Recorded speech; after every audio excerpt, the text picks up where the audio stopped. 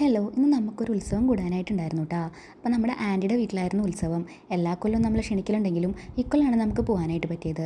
നമ്മളവിടെ ചെല്ലണ നേരത്ത് പൊങ്കാല ചടങ്ങ് നടക്കുകയായിരുന്നു. ഞാനാണെങ്കിൽ ജീവിതത്തിൽ ആദ്യമായിട്ടാണ് ഒരു പൊങ്കാല നേരിട്ട് കാണുന്നത്. അപ്പോൾ അതിൻ്റെ ചടങ്ങുകളൊക്കെ കുറേ നേരം അവിടെ നിന്ന് കണ്ടു. പിന്നെ എവിടെ പോയാലും നമ്മുടെ പിള്ളേർ കളിപ്പാട്ടക്കടയിലുണ്ടാവും.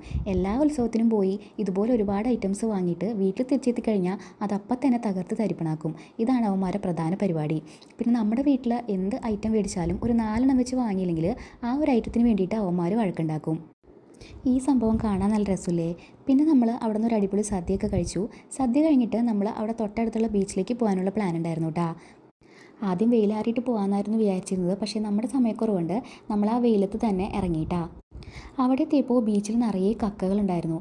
കക്കാന്ന് തന്നെയല്ലേ നിങ്ങളുടെ നാട്ടിലൊക്കെ പറയുക. അങ്ങനെ ഉത്സവത്തിന് പോയ ആൾക്കാർ അവിടെ നിന്നിട്ട് കക്ക വരാൻ തുടങ്ങി. ഞാൻ ജീവിതത്തിൽ ആദ്യമായിട്ടാണ് കേട്ടോ കക്ക ഇങ്ങനെ നേരിട്ട് കാണുന്നത്. വലിയൊരു മാത്രമല്ല, പിള്ളേരെ എക്സൈറ്റ്മെൻറ്റും ഉണ്ട്. പിള്ളേരും കൂടെ കൂടിയിട്ടാണ് കക്ക വാരാനായിട്ട്. ആ നട്ടപ്പുറ വെയിലത്ത് നിന്ന് ഒരു 2-2.5 മണിക്കൂറോളം കക്ക വാരിയിട്ട് വീട്ടിലേക്ക് തിരിച്ചെത്തിയപ്പോഴേക്കും നല്ല തലവേദന ഉണ്ടായിരുന്നു. ഈ വെയിലത്ത് നിങ്ങൾക്ക് നിന്ന് കക്ക വാരാൻ പ്രാന്താണെന്ന് നാട്ടുകാർ ചോദിച്ചു കഴിഞ്ഞാൽ അതിലൊന്നും അതിശയിക്കാനില്ല ഗൈസ്. ആദ്യം നമ്മൾ കൈകൊണ്ടാണ് കേട്ടോ കക്ക പെറുക്കിയെടുത്തിരുന്നത്. പിന്നെ കൂടുതൽ ക്വാണ്ടിറ്റി കണ്ടപ്പോൾ നമ്മൾ വലിയ കൊട്ടയൊക്കെ സംഘടിപ്പിച്ചിട്ട് കൊട്ടയിലായി പറക്കിയിടൽ. ഒരു ഭാഗത്ത് കക്കവാരിൽ തകൃതിയായിട്ട് നടക്കുമ്പോൾ നമ്മുടെ പിള്ളേരെ വക വെള്ളത്തിൽ കളി ഇവിടെ തകൃതിയായിട്ട് നടക്കുന്നുണ്ടായിരുന്നു കേട്ടോ. വെള്ളത്തിൽ കളിച്ചിട്ട് കെവിട്ടിലും കണ്ണിലും മൂക്കിലും ഒക്കെ ചെളിയും വെള്ളമൊക്കെ പോയിട്ട് നാളിനി എന്താവുമെന്ന് കണ്ടറിയാം. പിന്നെ നമ്മൾ കക്കവാറിലൊക്കെ മതിയാക്കി തിരിച്ചു കയറിയപ്പോഴേക്കും ഒരു പരുവായിട്ടുണ്ടായിരുന്നു.